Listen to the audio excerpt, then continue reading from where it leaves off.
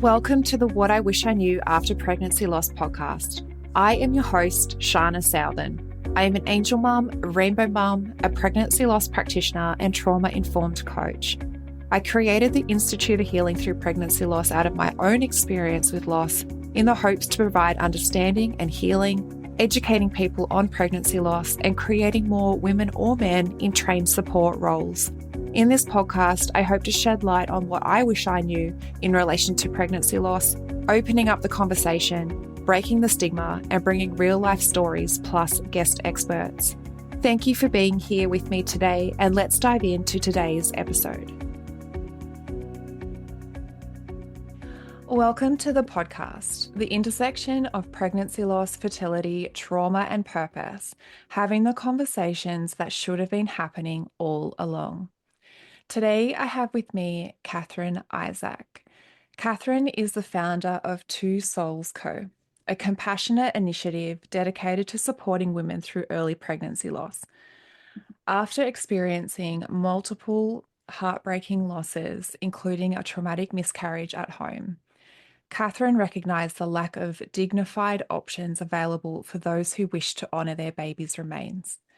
Drawing from her personal journey and background in healthcare, she created the Soul Collection Kit, a sensitive and practical resource designed to offer choice, dignity, and support to those navigating loss. Through Two Souls Co., Catherine is committed to ensuring that families have the means to farewell their babies in a way that feels meaningful to them. Thank you for joining us, Catherine. Thank you for having me. You're so welcome. Yeah. So obviously you have gone through the heartbreaking experience of loss, multiple losses. Yeah. Do you want to share a bit about your experience? Yeah, sure. So, yes, I've had 3 losses in the space of 2 years. The first thing I found out about it was on the 5th of January in 2021. Just woke up, had a perfectly fine night. And my daughter came in, she was happy. I went to the bathroom as you do when you get up out of bed and noticed there was some blood in my underwear. And then when I sat down and went to the toilet, I noticed there was a bit more. And I was like, oh, this is a bit strange. I was 10 weeks and 5 days pregnant. We had a scan earlier. I have a blood condition where basically puts me at a higher risk of having blood clots.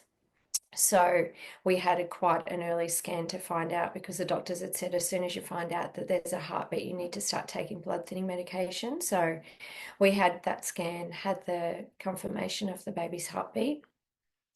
I think it was around 5 or 6 weeks, and it must have been 6 weeks or so. And yeah, anyway, I thought I better go and get this checked with the bleeding. It wasn't active, it was older blood, but I had 3 episodes of a bit of spotting prior to that. But I had heard that spotting was normal, can be normal in early pregnancy, so I didn't think much of it.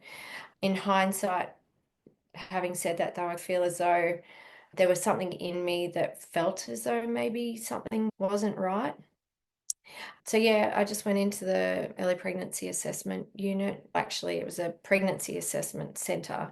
And then they sent me off into this little room, which was to the side. I went in, they said the midwives weren't seeming phased by or concerned about anything. And then the doctor came and got me, took me in. She said, look, I'm a sonographer. We'll do a scan to we'll get somebody. Anyway, she went out of the room, came back, and I got up on the bed. And as I got up on the bed, I felt this overwhelming kind of rush of adrenaline, just that uncertainty of not knowing what to expect, what I was going to see. Got up on the bed, the screen was right in front of me, and I was initially really excited because I could see that the baby had grown from the first scan, which was really good. But it wasn't long before I noticed that the baby was just sitting there resting. And because I remember with my phone shouting around really wasn't right. And then I was looking for that really beautiful little flicker on the screen to see the heart beating, and I couldn't see it. And then I was thinking, should I be seeing it now? Should I not be seeing it now? I wasn't sure. I was doubting myself. And then as it was sinking in, that seeing that baby wasn't moving, I was like, And then the sonographer was having to push really hard on my tummy, and she was flicking through a few different screens, and the thought was sinking a little bit more, and I was dreading asking, but I eventually brought myself to ask, we should be seeing a heartbeat here, shouldn't we? And she said, yeah, we should. I'm sorry. And she said, and given that you're 11 weeks as well, I would almost expect to see a baby that was the size of a 12-week-old, like with arms and legs, and all you could see were little leg hair. First loss. She went out of the room pretty quickly and then gave me the opportunity to call my husband. So I rang him because he'd gone to work. We were just expecting a checkup. And then I called my mum as well. And then she came back in. The doctor took me to another room where there was a sonographer. And she said, look, we'll have a closer look. They did a transvaginal, and that didn't last very long. It was just confirmation that the baby's heartbeat wasn't there. Yeah, I remember going to sit back out in the waiting room, and I think that I was in shock. It was a really tiny little space, the waiting room, and there were a couple of other women there, and they were talking about babies this and babies that, and I was just like, wow, this is just too much. And I think my body started to shake because of the shock. And a lady came and sat beside me, and she put her arm around me. She said, are you okay? And I said, no, I just lost my baby. She said, so have I. And then there was another lady sitting over there, and she was sitting with her mum, and she had lost her baby 3 weeks ago and was still waiting for the process to happen. So anyway, it was all a bit overwhelming in that moment. I went back into the room with a really lovely midwife, and she started to explain what the treatment options were. So she said there was the natural or expectant way, there was the medication or surgical. So a friend of mine had experienced the medication treatment option, and she had a really horrible experience with that. And after hearing her experience from that, I didn't think that was something that I wanted to go straight for. And my background is in nursing, and I work in operating theatre. So I have a little bit more inside knowledge as the process of what happens in a surgical procedure for the D&C. And after seeing the baby resting there in my uterus, I really didn't feel like that was something I wanted to go straight into. And the midwife explained that because I had just started to bleed, that I could try the expectant treatment option. So she said, we can start with that and see what happens. And I said, what can I expect to see? And she said, it might be blood clot, you might see the baby formed, but there's no knowing what you will see, how it's all going to play out. And she said, we'll contact you within a certain amount of time. She gave me things to look out for and handed me a brochure, and I went home. So I remember walking back to the car, and I just got back to the car in the car park and just sat there. I was just so numb and frozen. Got home, mum was there, and then my husband got home, and yeah, it was just a real feeling, really. Yeah, so then after that, the next morning, about 4 o'clock in the morning, the cramping started, and then the bleeding became a lot fresher and a lot more. So that was the Tuesday. I'd gone into the hospital. Cramping started on a Wednesday, and then the Thursday during the day, put my daughter down for lunch, and I was in her bedroom. Sorry, put her down for a sleep after lunch, and I felt like a gush of water come out, and I went straight to the bathroom, and it was clear fluid, and I thought, oh gosh, okay, that might be the sac rupturing. And then that was followed by a whole heap of fresh blood. Because I was bleeding, it felt like it was just running out, streaming. I said to my husband, you better call mum so she could look after my daughter, because she was about 2.5 at that stage, not old enough to look after herself because I didn't know what was happening with me. And throughout the whole process, as soon as I was home as well, I knew that all I wanted to do was to collect my baby because I realized that I could potentially flush my baby and I didn't want that to happen.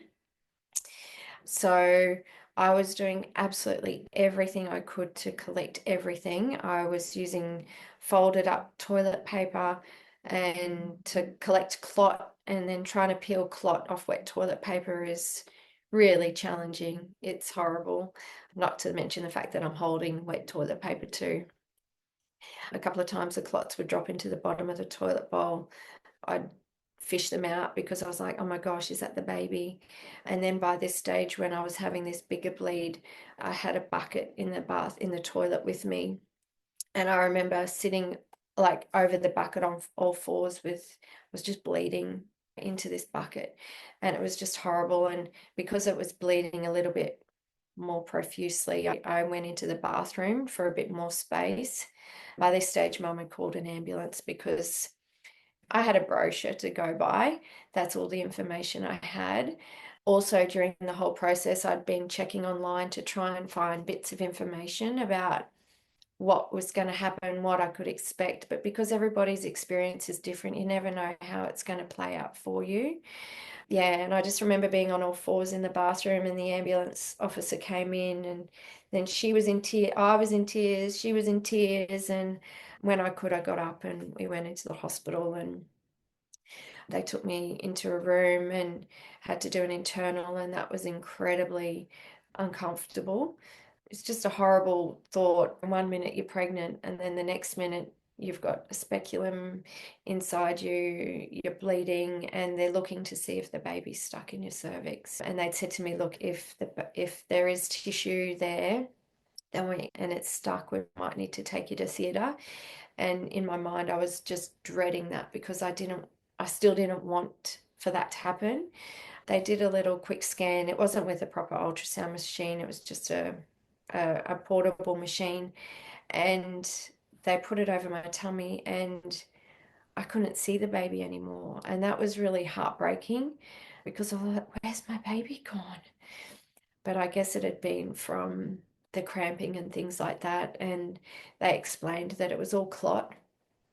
But that was another thing that was just blowing my mind. I just not being able to, like 2 days earlier, my baby was there resting in my uterus and I couldn't see it anymore. Thankfully, I didn't have to go to theatre, and they just monitored me for 2 hours. And then I went home. Bleeding, I think, went for about 2 weeks on and off. And the midwife had said it was going to come and go in waves. So it did. And I had gone back to work. Then the next week I was downstairs and I thought, oh, that's strange. I could feel something. I went back upstairs, went to the toilet, and then I noticed that something was actually hanging out of me. And then I realized that was the sac when it came out. So again, I was collecting everything, and all I had was a little urine specimen jar just by chance that I had in the cupboard. So I was putting what I could in there and putting that in the fridge. And then that was quite confronting. Obviously, every time we went to the fridge, it was confronting for my husband. He didn't want to see anything. So I had wrapped it in paper towel. Yeah, it was just a really horrible experience and really traumatizing. Went back to work. The bleeding came and went. I was having blood tests to check that my HCG was dropping. I remember at one point the midwife said, yes, it looks like as though it's been a complete miscarriage because I'd had a drop of 75% in the space of a couple of days. And she said, just do a blood test or do a pregnancy test in a few weeks' time. And anyway, the bleeding had started and stopped again, and I went up to hospital again, and I just felt like I was imposing. I was not wasting their time, but I felt like it because it wasn't something that was necessarily wrong, but I didn't know what was going on. So I just felt like I just wanted answers all the time and some clarity. Anyway, they ended up having to scan again, and sure enough, there was 8 centimeters of tissue still in my uterus. And because it had been so long in the time frame, because it was a missed miscarriage, the baby had stopped growing at 8 weeks and 4 days. They said you really probably need to consider going for surgery now. And at that stage, because the sac had come out and I'd had all the bleeding, I was pretty confident that the baby had come out as well. I didn't get to see the baby in its form or anything like that, so I think it was in the clot. And yeah, so the next day I went in for surgery. I had the DNC. I had some complications. They took a long time to breathe properly in recovery, but that was fine. I was obviously fine. Then went back to work after a few days, and then I remember I I work in a team that does really big open surgery, and the case that I had scrubbed for, because I that's my role, is to scrub for surgeries and help the surgeon with the procedures. And yeah, so I was standing there. I'd felt a little bit of cramp, and then I'd felt a really big gush, and I was, oh my gosh, I'm standing at the table. I thought, I don't want to end up standing in a pool of blood with blood dripping down my legs. So I had to pretty quickly excuse myself. I asked the nurse who was helping me to come over, and I had to explain to her what had happened, because up until this point in time, I hadn't told anybody at work. It was just something I didn't share. It was very private. And then she said, okay, I'm going to take you to the bathroom and she got the support first for the surgery first, and then took me down to the bathroom. And that's when I passed a big ball of clot and tissue came out. And this was after surgery. It was mind blowing that this was 5 or 6 weeks after the start of this whole miscarriage process. So it just felt like it was a never ending thing. And then I ended up having another scan a week or so later. So I think it was about the 7th week, and that's when they could see that my uterus was empty then. And then I would probably get my period within a certain amount of time again. Yeah, it was a really long process. It was really traumatizing. Then I was lucky enough to fall pregnant later on in that year. And I was just through the GP. We were monitoring my HCG because it was a little bit low to start with. And then I had the first scan. They couldn't see a lot, and they said, just wait, come back in 2 weeks, maybe your dates are out, things like that. So those 2 weeks are just the longest wait of so much uncertainty and things like that. Anyway, sure enough, the 2 weeks came around, another scan, and there was no heartbeat then. And I just knew, like, the dates can't be that far out of whack by that stage. Yeah. And then I went back to see my GP, and she said, you realize there was no cardiac activity? And I said, yes. So I said, what do I do now? And she said, well, you just go home and wait. And so I was like, oh my gosh, I'm going to go through this again, waiting for the bleeding to start. And yeah, but this time, I guess, having had the first prolonged experience, I was of the mindset that I couldn't go through that long time frame again. I contacted a private obstetrician and went down that route, and then was in surgery within a few days. So I just remember after that experience, standing in my lounge room after starting to read all the statistics and thinking about how many women, just really finding it fathomable to think of how many women are suffering at home going through this experience alone. Having received a brochure to take home with me, but then doing it all at home alone. It was just, yeah, I just could not believe it. And I thought, I have to do something to help these women now, because it's just not right. Women are going through. And then I was thinking, what would have helped me in that environment to collect my baby? Because that was such a traumatizing experience that could have been helped by having had more support in that space. So yeah, that's when I started to think about what I could curate to put together for women to try and make that experience a lot more less traumatizing for them, so that other women don't have to go through what I had experienced. And then realizing that a lot of women probably aren't even informed as well about what to expect. It was only because I really asked that information was offered up to me. And then I started to join some online forums on Facebook and things like that, and seeing women's comments. It was just exactly that they weren't told. There were so many women posting photos of the tiny little babies that they were collecting at home. And I'm just like, oh my God, this is just not right. Just not right. And then my next question was, what do I do with the baby's remains? It's so small. What do I put it in? What do I do? Really? So my mum ended up calling the cemetery where my dad was buried, and they offered for me to be able to bury my baby's remains in my dad's plot, in with my dad's plot. We chose a day, and then I went down with my husband. I actually had to I purchased a little urn actually. Yeah, it was a beautiful little urn that had a beautiful little saying on the side of it. And yeah, so the night before I had the candle burning in the bedroom, and I placed the baby's remains in there, and I had some soft music playing. And yeah, then the next day I had arranged to play a little bit of music, and I had found a poem that I read, and yeah, and then I laid my baby to rest in with my dad's remains. I felt really comforted by that, because I know that my dad would have taken my baby under his wings. So yeah, it was really special. Yeah, being able to do that, and then having a place to go where I can visit as well. Yeah, that was really a little bit healing in a sense, being able to have that closure. Yeah. And then I was on a mission to figure out what I could do and to develop the kit.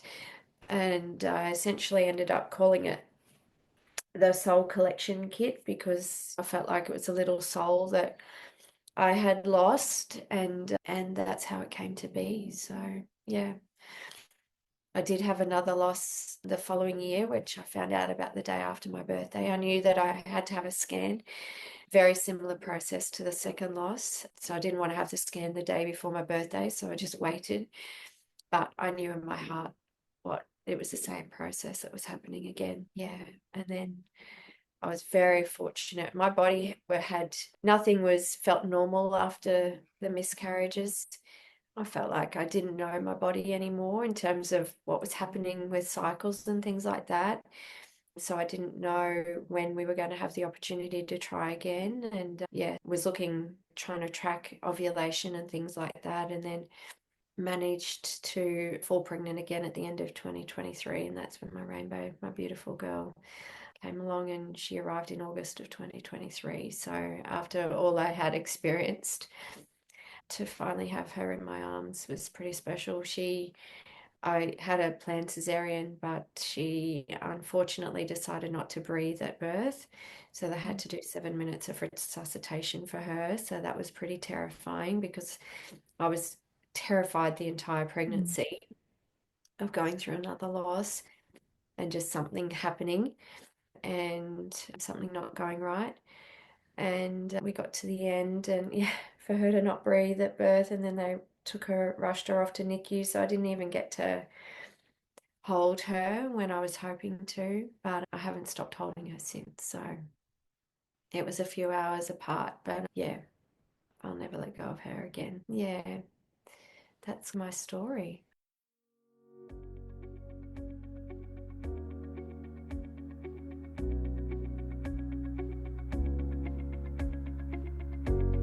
One in 4 pregnancies will result in miscarriage. 1 in 8 women will experience infertility. 1 in 100 women will experience recurrent miscarriage. And 1 in 160 births end in stillbirth. Have you been wanting to make a difference in the lives of women or men who have experienced pregnancy loss because you can see so many suffering in silence, but you just don't know how? Collectively, we can change how bereaved parents can access mental, physical, and emotional support after their experience. There is a lot of women with unhealed trauma, and there is a huge gap in the current support system when it comes to bereaved parents' recovery after loss. There are too many women and men suffering in silence. The Pregnancy Loss Practitioner Certification is a worldwide, one-of-a-kind program that gives you proven methods designed for healthcare professionals, medical staff, midwives, nurses, doulas, birth workers, coaches, and angel parents alike. The Pregnancy Loss Practitioner Certification is bridging that gap. It will give you a proven support structure to follow and education specific to pregnancy loss, created by a loss mum. It is creating more education specifically for loss so that you can enhance your service and become the point of difference. Or you can create the support that you so desperately needed in your healing after loss. This is the next level of growth and expansion you have been searching for. So does this sound like something that you have been searching for? Let's explore this more together. You can head to the episode show notes where you'll find the program application, or direct message me on Instagram and let's open up the conversation in how you can use this education. You have a gift, and I look forward to supporting you and witnessing you bring your gift to the world, healing and transforming women's lives.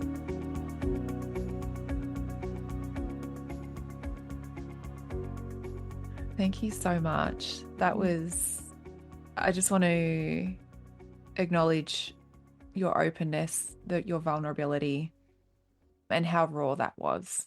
And I know that it touched your emotions again and reliving your story.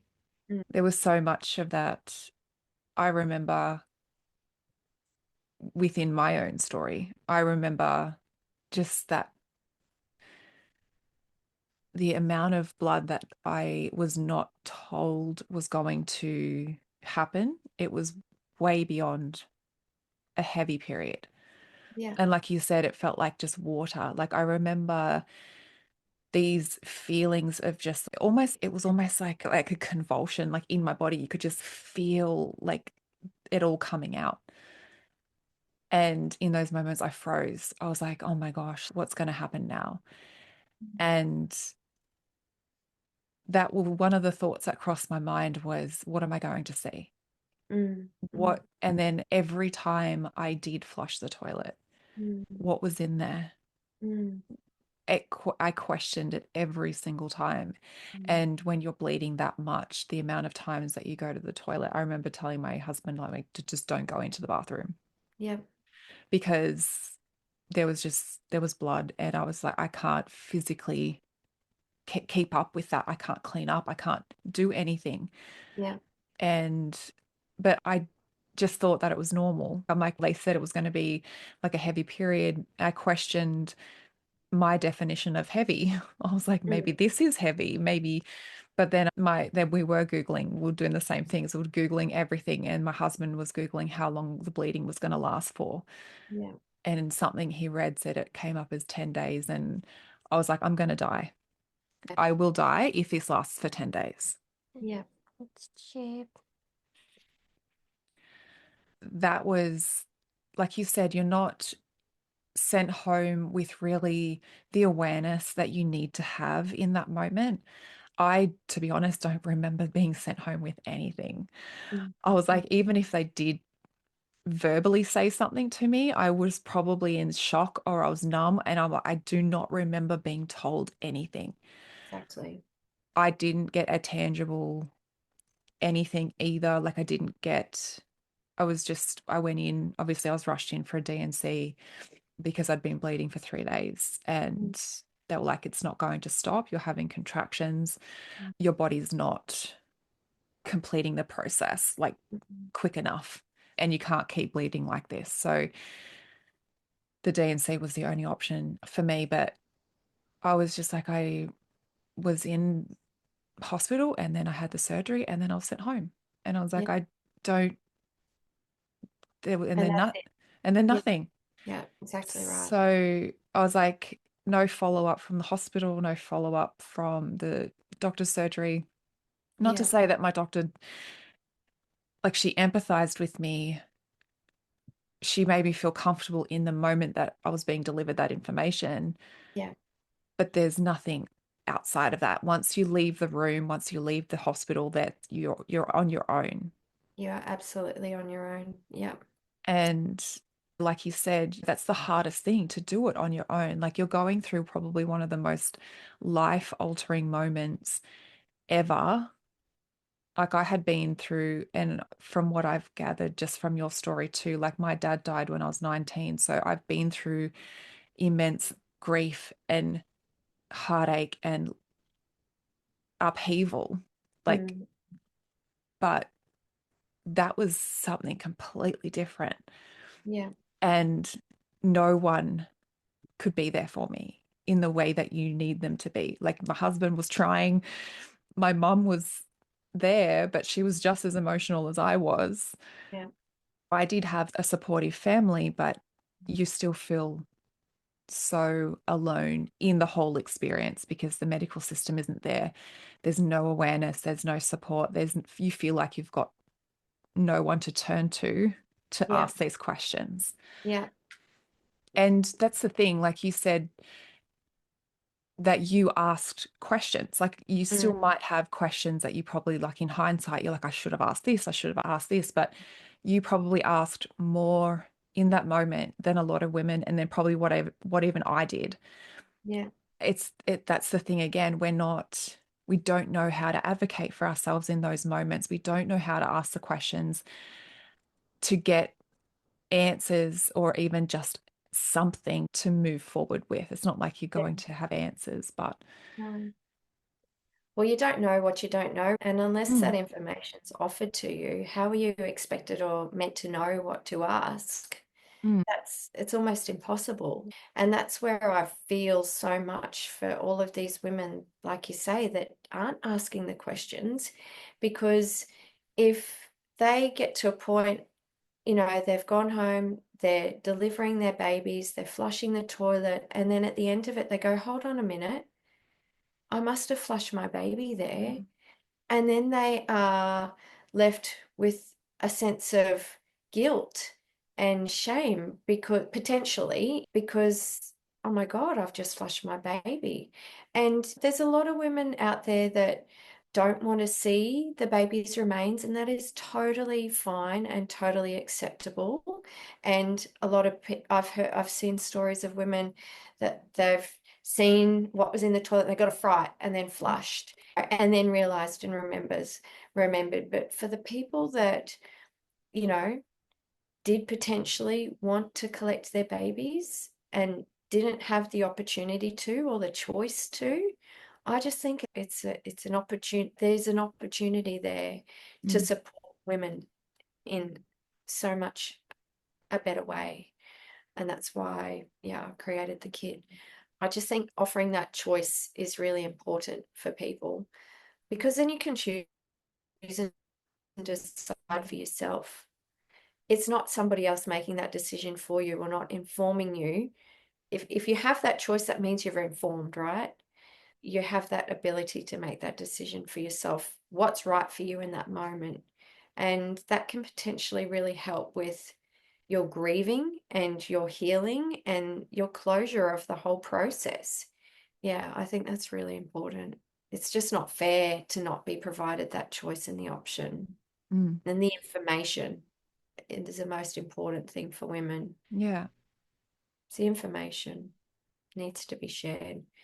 A midwife that I speak to, she said that it's only because of the kit that she actually has the entire conversation with women to let them know that your baby is actually potentially going to fall into the toilet. It's only because of that she's now having that full rounded disclosure about what's going to happen.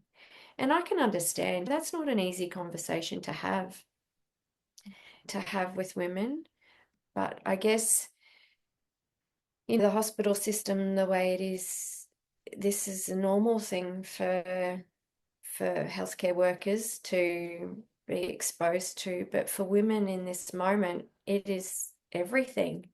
It's not normal for them. It's something that has come completely out of the blue. And you find out you're pregnant and you start creating a life for your baby and your family in your mind, and to have it all torn away so quickly and unexpectedly, it's certainly not a normal thing. No, and I feel like Yeah. and courageous and brave. Anybody that's gone through this, if there's a way to offer more support so that women don't have to suffer in the way that I was suffering, then I'm all for it. Yeah.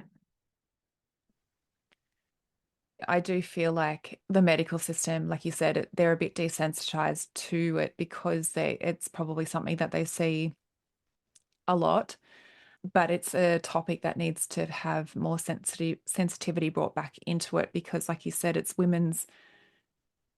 They may see multiple of this per day, per week, per month, per year, but to this Mm. one woman, that is her whole entire world. Just to even, they don't have to it's just shifting the conversation a little bit, bringing a little bit more compassion and empathy into the situation because a lot of the time, like the definition of trauma is that lack of an empathetic witness. So, if women if they felt seen and understood and held in that moment of their whole world breaking apart, Mm. then it could potentially mitigate. It may not take away, they may still experience it as trauma, Oh, but yeah. it could mitigate part of that and help them on their healing journey to feel seen by the medical system. Yeah. But like you said, to have the option, to have things presented to you to say, this is what you can do if you want to. If not, that's completely fine. I Mm. remember thinking to myself, I was in two minds. I was like, do I want to see it Mm. or do I not? Or am I going, or is this going to be that decision could be completely entirely taken away from me by me just looking and accidentally seeing my Mm. baby. And I said, and I was thinking to myself, what would I do in that moment? How would I react? How would I respond? What would I do? One of There was a woman that I spoke with, and that was her experience. She did flush her baby down the toilet consciously because she had a dinner. She had people over at her house for dinner. Mm. And she didn't want to make a big song and dance about it because she felt like people wouldn't understand what she was going through. So she quietly was miscarrying and went to the bathroom, flushed the toilet, and then went back for dinner. But she looks back over that moment and is filled with regret and filled with guilt. That was what she felt was the only option available to her. Yeah. And for the most part, you feel like Yeah. that's You the dread only going to option. the toilet. You truly dread going to the toilet. Yeah. Yeah. Yeah. Yeah. And like I said Yeah. before, it crossed my mind every single time. Was that my baby? Was that my baby? Every time I sat down. Catherine, I want to just thank you for sharing everything that you have today, especially in making the Soul Collection Kit, because like we've spoken about, there are so many, even in my story, in your story, in people that we've encountered, there there's so many women who potentially do want to, like you said as well, have that closure. It can really help in your healing, the grieving, healing, and closure process to be able to, if they want to, collect their baby. And like you said, and again, have the option available to them. Do you want to share where people can find you, where people can access these soul collection kits? Yeah, I've got a website. So my aim is to reach as many health professionals as I possibly can so that they have the kits available to give to offer to the women at the time of diagnosis, because I think it's really important that they receive it at that point in time, because you never know when this process is going to start. And I would hate the thought of them missing out. Yeah, I'm trying to get it into as many health professionals as possible. The other alternative is through my website. So it's www to TWO souls, SOULS co.com.au, or through my email hello@twosoulsco.com.au. I'm also on Instagram as well, and the handle is at TWO full stop souls, SOULS co. So that's when I can be found on Instagram.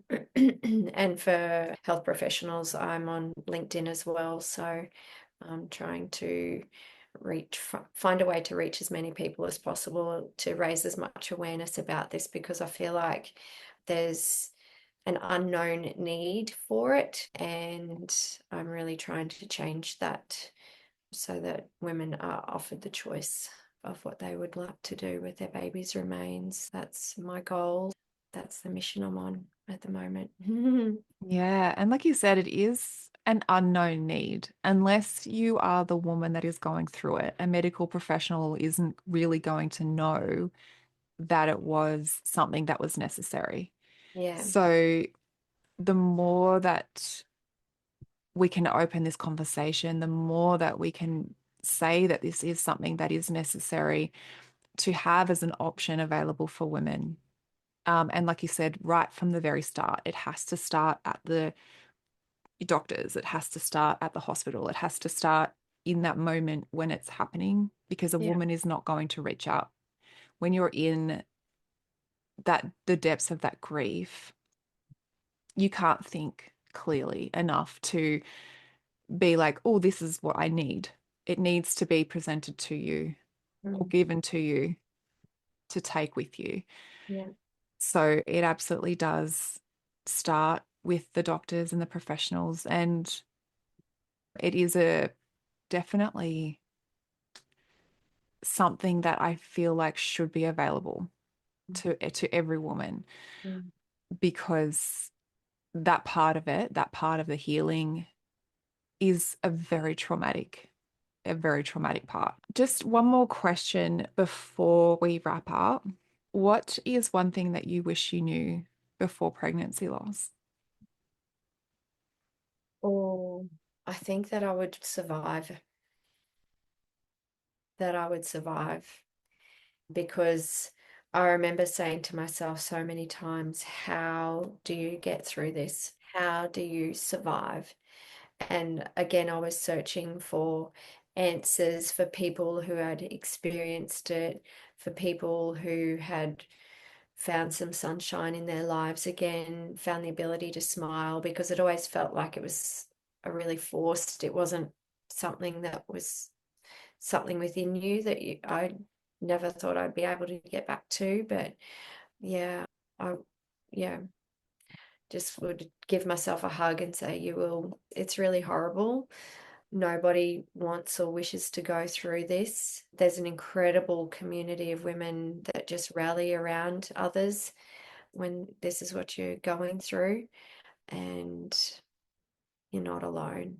You're not alone.